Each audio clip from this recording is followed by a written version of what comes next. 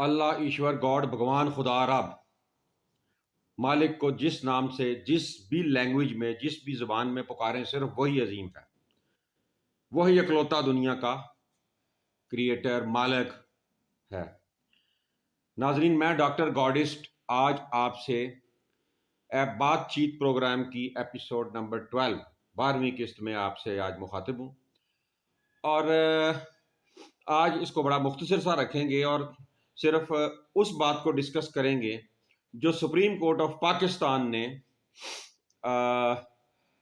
गद्दार जनरल परवेज मुशर्रफ के हवाले से, अगरचे गद्दार सारे जनरल थे और जो भी मुआवनीन थे जिन्होंने उस वक़्त 12 अक्टूबर 1999 को गद्दारी की थी, और मैंने हमें उसी वक्त एक कॉलम लिखा था कि मुशर्रफ अगर है तो 109 में है। ये मैं पहले ही वाज़ह कर दूँ, 109 में मेन जो हैं मुजरिम गद्दारी के वो जनरल्स हैं जिन्होंने ग्राउंड पे मार्शल लगाया, क्योंकि ये प्रेसिडेंट तो मुल्क से बाहर था, इसने जो भी इंस्ट्रक्शन दी होगी फोन पे दी होगी, बाहर ये 109 में था।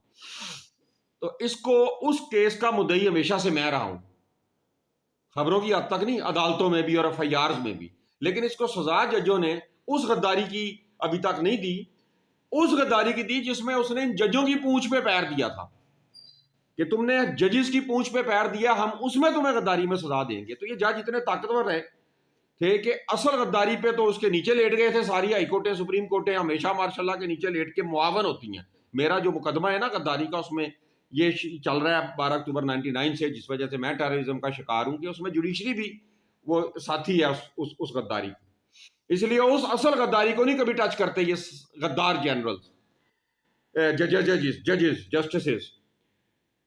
तो अच्छा, उसको वो एक बेंच ने और जस्टिस सेठ साहब की जो थी पेशावर हाई कोर्ट, उन्होंने ये जुर्रत की और इसको फांसी दी। और सारा मीडिया जानता है कि मेरा जब मुशर्रफ से टक्कर बहुत बड़ी जर्नैलों से, तो मैं एक बात कहा करता था कि ये पहला जनरल होगा मुल्क का जिसे सिविल कोर्ट्स की तरफ से फांसी होगी, क्या किसी भी तरह से हो। ये मेरा मुजरम है और मेरे साथ जो किए गए जराइम है, including the murder of my brother, तो इसमें इन जर्नैलों की फांसी बनती है, तो इनको होगी, ये सभी जानते हैं। मैं ही, मेरी पेश गोई 20 साल से मैं ये कह रहा था, 22 साल से बात, और वो हुई भी। लेकिन जर्नैलों ने उसको बाहर निकाल के और जिस तरह बचाए रखा। और वो अच्छा, उस फैसले में ये लिखा था हाई कोर्ट के कि हाई कोर्ट के फैसले में तहरीर था कि अगर ये नेचुरल डेथ हो जाए फांसी से पहले, तो इसकी लाश को 3 दिन डी चौक में लटकाया जाएगा इस्लामाबाद। लेकिन जर्नैलों ने उसको प्रोटोकॉल से प्राइवेट प्लेन पे बाप की जाती जो जागीर समझी हुई है, इन्होंने सारे इन सरकारी नौकरों ने इस खजाने को उस पे लाए और उसको प्रोटोकॉल से दफना दिया। ये भी एक बहुत बड़ी गद्दारी है। इसका एफआईए में मुकदमा मेरा पेंडिंग है जनरल मौजूदा आर्मी चीफ और दीगर जर्नैलों पे, कि इन्होंने बहुत बड़ी आइन की गद्दारी की है ये। अब सुप्रीम कोर्ट ने, चाहे आफ्टर हिज डेथ जब अपील लगी मुशर्रफ की उसमें, तो हाई कोर्ट का फैसला बरकरार रखा है। What does it mean? कि इमीडिएटली इस डिसीजन के बाद 24 घंटे के अंदर अंदर रियासत को, जीएचक्यू को उसकी लाश निकाल के चौक में लटकानी चाहिए थी। उनको पता है हम गुंडे हैं, बंदूक के चौकीदारी के लिए अवाम ने हमें दी है, अब हम नहीं पर तानी रखेंगे। 71 में नंगा किया था ना फौज को, 1 लाख फौज ने सरेंडर किया, उनकी पतलूने तार के नंगा किया इंडिया ने, आप देख लें। उसके बाद से ये अपनी कौम को नंगा कर रही है। बदला कैसे ले रही है? इंडियन आर्मी को नहीं, अपनी कौम को नंगा कर रही है। आपने देख लिया साहब ने जो कुछ हो रहा है। बड़े से बड़ा लीडर हो, जितना मर्जी इस मुल्क में बड़ा लीडर बन जाए, अजीम आदमी बन जाए, नौकरों ने, तनख्वाहदार नौकरों ने बंदूक तानी हुई है उनके ऊपर, और इनका हाल एक जुडिशरी रह जाता है। वो मैंने ऐसे तो नहीं रखा हुआ नाम अदलिया कंजरिया, साबित हुई है अदलिया कंजरिया तो रखा है ना। अच्छा, उस हवाले से कि चूंकि इसको लाश को नहीं लटकाया, मैंने एक मुकदमा दायर किया है सुप्रीम कोर्ट में 11 तारीख को, 11 जनवरी 2024 को सुबह 10:30 यहां से चला गया था सुप्रीम कोर्ट इस्लामाबाद दायरगी के लिए। उसी शाम मैंने उसमें एक नोट दिया था, 3 जजेस जो हैं इनके पास मेरा ना लगाया जाए, क्रिमिनल्स हैं। उनमें से एक ने उसी रात को इस्तीफा दे दिया, जस्टिस एजाजुल हसन ने, सेम डे रात को। अच्छा, वो उस पर उस केस पर एक न्यूज हमने जारी की है कल, एक न्यूज, वो मैं पढ़ता हूं ताकि वो पूरा केस पढ़ने की बजाय, केस है 64 सफात पर मुश्तमिल केस टाइप किया मैंने, 64 सफात का लिखकर मैंने इन पर्सन दायर किया, नॉट थ्रू किराए का गुंडा, मैंने जाती तौर पे इन पर्सन किया। खबर यह है, a petition filed in the supreme court to hang the body of traitor general Parvez Musharraf at the D Chowk. गद्दार जनरल परवेज मुशर्रफ की लाश डी चौक में लटकाने के लिए सुप्रीम कोर्ट में पिटीशन दायर। अच्छा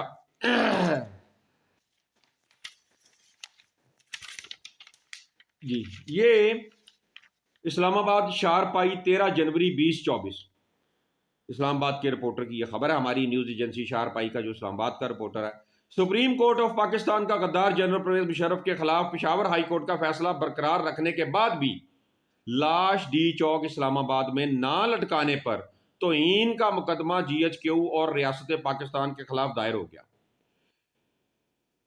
registrar supreme court of Pakistan को मुकदमा 11 जनवरी 2024 की सुबह भिजवाया गया। यह मुकदमा मारूफ सहाफ़ी, कालम निगार, शायर, शारपाई मीडिया ग्रुप के मालिक, खबरसां एजेंसी शारपाई के चीफ एडिटर और justice law chamber private limited के चेयरमैन डॉक्टर मियां मोहम्मद अजहर अमीन गार्डिस्ट की जानिब से दायर किया गया। 64 सफात पर मुश्तमिल इस मुकदमा का उन्वान तौहीन अदालत और petition under article 184 sub section 3 है।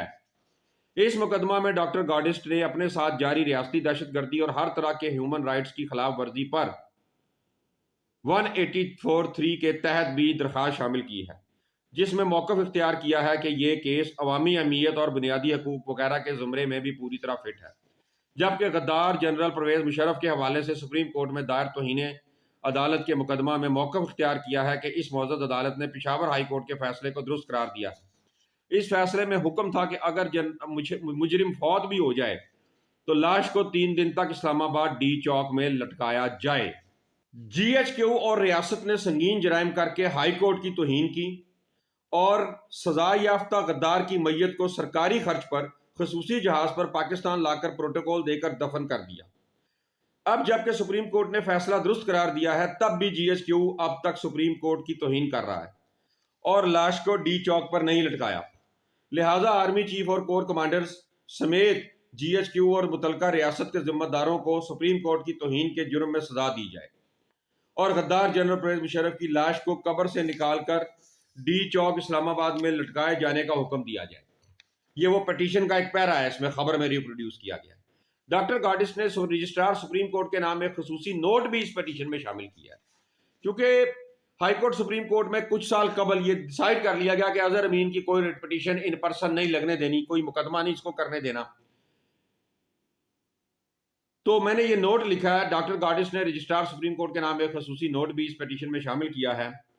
जनाब रजिस्ट्रार साहब, कई साल से लाहौर हाई कोर्ट और सुप्रीम कोर्ट के रजिस्ट्रार दफातर मेरी पिटीशन दायर करने पर पाबंदी लगाकर न सिर्फ संगीन जराइम करते चले आ रहे हैं, बल्कि मेरे साथ होने वाली रियासती दहशतगर्दियों के हिस्सेदार भी हैं। आपसे अर्ज है कि मैं असालतन ये दायर कर रहा हूँ, लिहाजा आप कोई तकनीकी या कानूनी मक्कारी लगाकर रिजेक्ट ना की जाए और मुझे हक दिया जाए कि अपने साथ मुसलसल जारी संगीन जराइम, दहशतगर्दियों और ह्यूमन राइट्स की हर तरह की वायलेशन, खिलाफ वर्जी की दादरसी इस फोरम को अर्ज कर सकूं। यानी ये नीचे भी कोर्ट्स में क्या हो रहा है, मैं अगर कोई क्राइम लेके गया हूं कोर्ट में और ट्रायल तो करो, जजों की कोशिश होती है अव्वल तो दायर ही नहीं होने दें, और मेरा आज तक ये ट्रायल नहीं होने दे रहे, इन सरकारी सूरों को ट्रायल में नहीं आने दे रहे, उनको बचा रहे हैं जजेस। मजीद ये कि मेरी सुपारियां उठाकर मेरे साथ बेइंसाफी, जुल्म, संगीन जराइम और मुझे तबाह बर्बाद करने वाले जजों में जस्टिस एजाजुल हसन, जस्टिस अमीनुद्दीन खान और जस्टिस अली बाकर नजफी भी शामिल हैं। लिहाजा चीफ जस्टिस के साथ इनको बेंच में शामिल ना किया जाए। वो जो 3 दर्जन जजेस के करीब जिन्होंने जराइम किए हैं मेरे साथ, उनमें ये 3 भी शामिल हैं। होगा इनका भी एहतसाब, कैसे हो सकता ना हो। इन जजों के खिलाफ भी हर फोरम पर दरखास्तें दी, लेकिन इस मुल्क में जर्नैल और जज तो दूर, किसी भी आम सरकारी नौकर का एहतसाब मुमकिन ना है। यानी आप देखें, एक छोटे से मुलाजिम को भी आप ले जाए ना कोर्टों में सजा दिलवाने, तो आपको घेर लेते हैं ये सारा निजाम अदल, और फाइनली वो दोबारा कुर्सी पे भी लगा होता है, क्लियर भी हो जाता है, नहीं उसको सजा। यहां तो नैब ने पकड़े, अरबों रुपए के बरामद किए, बाद में उनको डील की, इतने % नैब को दे दो ताकि वो फौज खाए और दोबारा जाके लूटने लग जाओ। ये सरकारी नौकरों का ये नैब का ला आपने नहीं देखा? तो ये जो खुली नंगी बदमाशियां हो रही हैं, बात फिर वहीं पे आ जाएगी, वेयर इज गॉड? क्या खुदा इस सिस्टम का हामी है?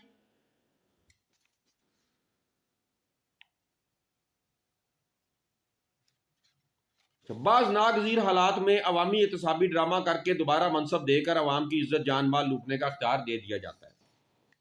सुप्रीम कोर्ट अमला ने नुमाइंदा शारपाई इस्लामाबाद को बताया कि 11 जनवरी 2024 को यह पटिशन इनके डिपार्टमेंट को आज वसूल हुई है और अभी तक रजिस्ट्रार ने समाअत के लिए मुकर्रर नहीं की।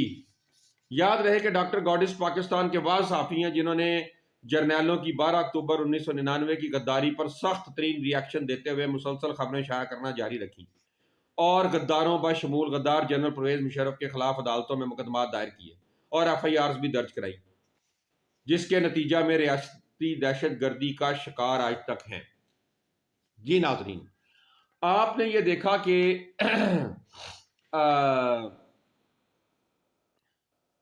आपने ये तो समझ लिया कि मैंने मुकदमा क्या दायर किया है। मुकदमा मुख्तसर ये दायर किया है कि अब सुप्रीम कोर्ट का पता लगेगा कि जस्टिस काजी फायज ईसा GHQ की टाउटी में उनके हाथों बिक चुका है, क्योंकि वो जो फैसला उन्होंने बहाल रखा है ना, वो तो उसका फर्क कोई नहीं पड़ता था GHQ को ऐसा उस तरह से, क्योंकि वो तो मर चुका है।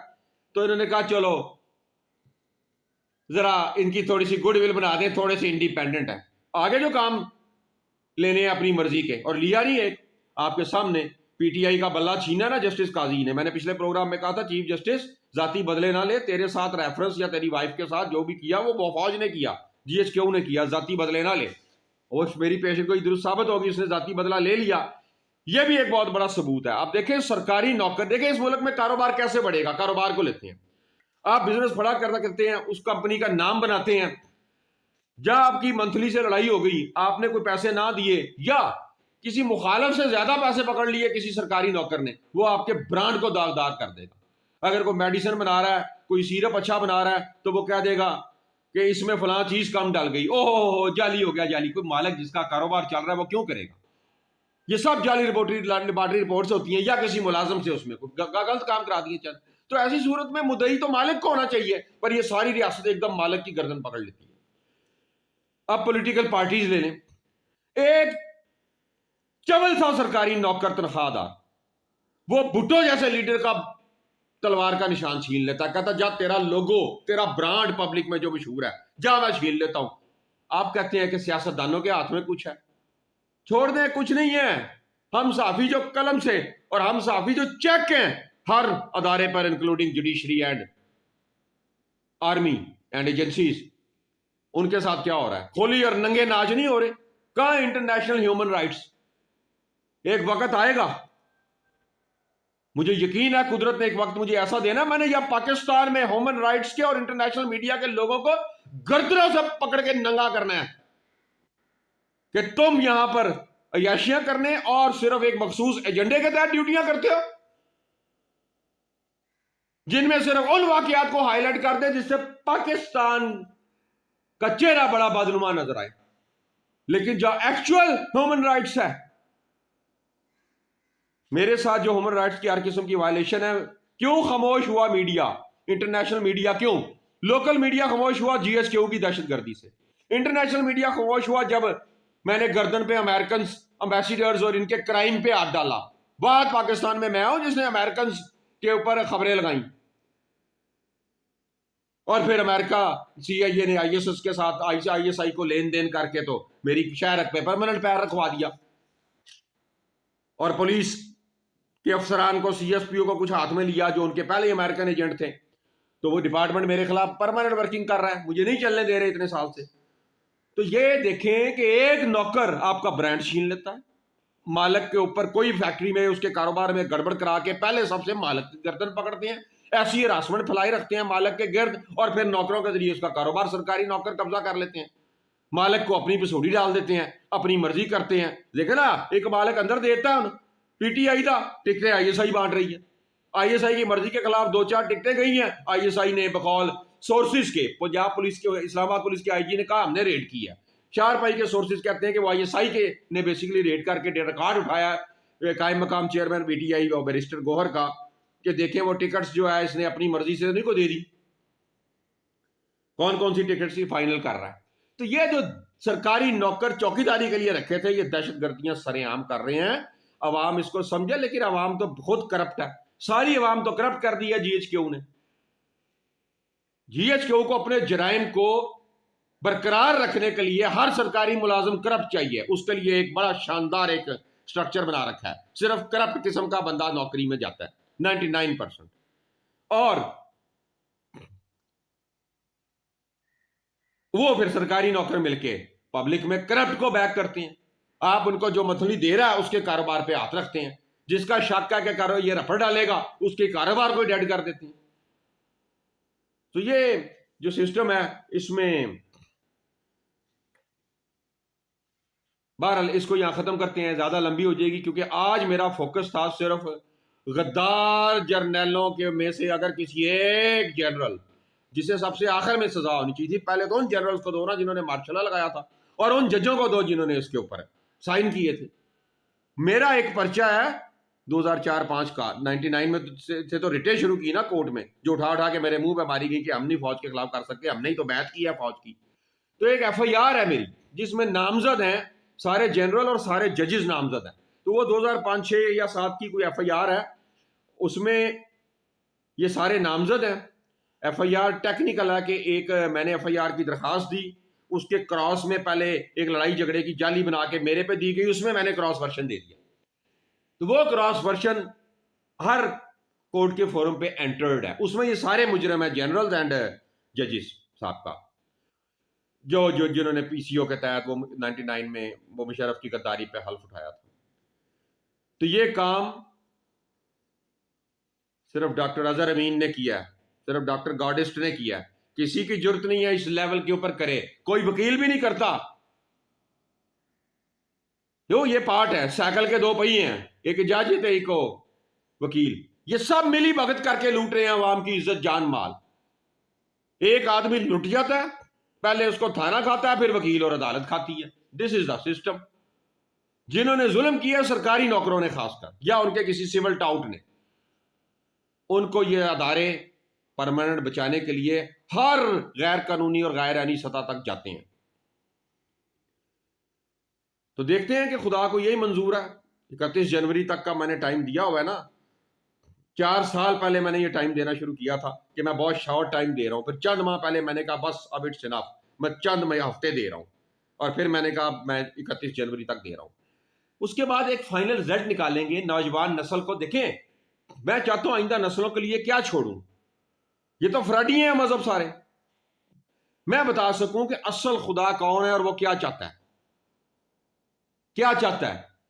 अभी तक जो एविडेंस आ रहे हैं वो यही आ रहे हैं कि फरौनों यजीदों ने जो काम किए उसको हम नेगेटिव कहते हैं, मनफी काम कहते हैं, पर खुदा उनका सपोर्टर चला आ रहा है। ऐसे लोगों को भी इबरत का निशान बना दिया उन फरौनों यजीदों ने जो अपने आप को खुदा का फ्रेंचाइज कहते थे कि हम अल्लाह से डायरेक्ट गुफ्तगू करते हैं, हमें अल्लाह फरिश्तों के जरिए मैसेज देता है। उनको इबरत का निशान उन्होंने बना दिया। तो पता लगा वो भी झूठे थे, वरना खुदा इतना कमजोर तो नहीं है ना कि उनको हल्का सा भी होना तो मगर हथ ना रखता। कहते थे कि थानेदार हथ रखे किसी दे मगर, वो इलाके च अन्न पाई रखता पूरी जिंदगी। एक थाने का टाउट हो जाए, सिर्फ एजेंसी का नहीं, सिर्फ एक थाने का टाउट तो सारी जिंदगी अन्न पाई रखता है। वो थाने के इलाके में सारी जिंदगी मंशियात बेचे, कत्ल गारत करे, डाके मारे, जुए कराए, और हर थाने के इलाके में परमानेंट अड्डे हैं, मुल्क में परमानेंट अड्डे हैं। ये सबूत है इस बात का। ਤੇ ਜੇ ਉਹ ਕਹਿੰਦੇ ਸਨ ਸਾਡੇ ਪਿੱਛੇ ਡਾਇਰੈਕਟ ਹੀ ਰੱਬ ਦਾ ਹੱਥ ਹੈ, ਤੇ ਉਹਨਾਂ ਦਾ ਹਾਲ ਕੀ ਹੋਇਆ, ਉਹਨਾਂ ਦੀ ਆਲ ਦਾ ਕੀ हाल होया, मोहम्मद की औलाद का क्या हाल हुआ, उन लोगों के नबियों के जिबा हुए, कत्ल हुए, सारे के सारे 1,24,000 में से ऑलमोस्ट 99.9%, और औलादों के क्या हाल हुए। तो एक फाइनल रिजल्ट मैं कौम को दूंगा कि क्या अगर इसी माह के अंदर अंदर कोई बहुत बड़ा खुदा का अजाब मैसेज के लिए नहीं आता एस्टेब्लिशमेंट पे, फौज पे, मेनली फौज और एजेंसीज और ये जज और ये पुलिस और ब्यूरोक्रेसी पे नहीं, अगर कोई अजाब आता बहुत बड़ा कि ये निस्तो नाबूद हो जाए, ऐसा अजाब नहीं आता, तो फिर मैं डिसीजन क्या देना है, आप समझ रहे हैं फिर क्या डिसीजन है कि सिस्टम के मुताबिक चलो। सिस्टम ही फिर खुदा है। फिर खुदा क्या है? सिस्टम, जिसको उसने निजाम हाथ में दे रखा है, आपके लोकल लेवल पे, मुल्क में लोकल लेवल पे या इंटरनेशनल लेवल पे। फिर इंटरनेशनल लेवल पे अमेरिका ही खुदा है। देखिए, मैंने कहा अमेरिका कोई खुदा है? मेरी जिंदगी तबाह हो गई। और जिस दिन इमरान खान ने यह बात की, मैंने 20-22 साल पहले की, जिस दिन इमरान खान ने की, अमेरिका को खुदा कुत्ते वाला हाल कर दे पे होता जेल लाई थे, जो इतने बड़े लीडर का जो हाल कर दिया। सिविल साइड पे कोई आदमी इससे बड़ा क्या बन सकता है, मुझे बताएं। ये बात मैं कह रहा हूं, एक बच्ची का ने, एक मैट्रिक की बच्ची थी, कुछ अरसा पहले मुझे उसने कहा कि मैं सोचती थी क्या बनूं। तो मैंने सोचा इस मुल्क में इमरान खान बन के भी कुत्ते वाला हाल होना है, तो कुछ बनने का क्या फायदा। तो आपके मुल्क में भुट्टो जैसा लीडर बन जाए, या इमरान खान जैसा लीडर बन जाए, या कायदे आजम बन जाए, या अलामा इकबाल बन जाए, क्या हाल करते हैं वो। कायदे आजम को कत्ल किया फौज ने, कोई शुबा तो नहीं कि ये बंदा बानी है, इंटरफेरेंस करता है हर चीज में। और जर्नलों को तो, फौजियों को तो कहता था, ओए जनरल तुम्हारा काम मशवरे देने नहीं, तुम्हारे दिमाग नहीं होता, तुम्हें लड़ने के लिए गुंडा रखा है। तो उन्होंने मार दिया, मर्डर कर दिया। उधर इंडिया में नहीं मर्डर हुआ तो देखें इंडिया कहां चला गया। तो इकबाल का देख लें, क्या इकबाल की बहू के घर में उनकी इज्जतों पे घुस के हाथ डाला, वो रोती बता रही, वो खुद जस्टिस भी रही हाईकोर्ट की। उसके पोते से क्या किया, मेरे घर में तो जो घुस के किया, मेरी बुजुर्ग वालदा क्या जो कुछ किया, वो पर्चे पड़े हैं पेंडिंग, उनको तो छोड़ें। अल्लामा इकबाल से, कायदे आजम से, भुट्टो से, इमरान खान से, इन नौकरों ने, देखिए मैंने पिछले प्रोग्राम में कहा था, कमियां दे हाथ मुल्क आ गया है। जुनेजो ने कहा था बादशाह जीरो है, क्लर्कों के हाथ में है इख्तियार सारा। तो जब कमी के हाथ में मुल्क का कंट्रोल आ जाए, सारा कंट्रोल हर सरकारी नौकर के हाथ में, वो जिसे चाहता है बुक कर देता। 2 टके का चवल जा क्लर्क ते होंदा, वो आपको और या छोटे छोटे महकमों की तरफ से आपको मुकदमात में फंसाता अगर आप उसको पैसे देके चोरी नहीं करते। और बेशुमार मामला हैं, मैं इसको डिटेल में बड़ी दफा डिस्कस कर चुका हूं। चलें इसको आज मैं वाइंड अप करता हूं। अल्लाह अकबर, ओनली गॉड इज ग्रेट।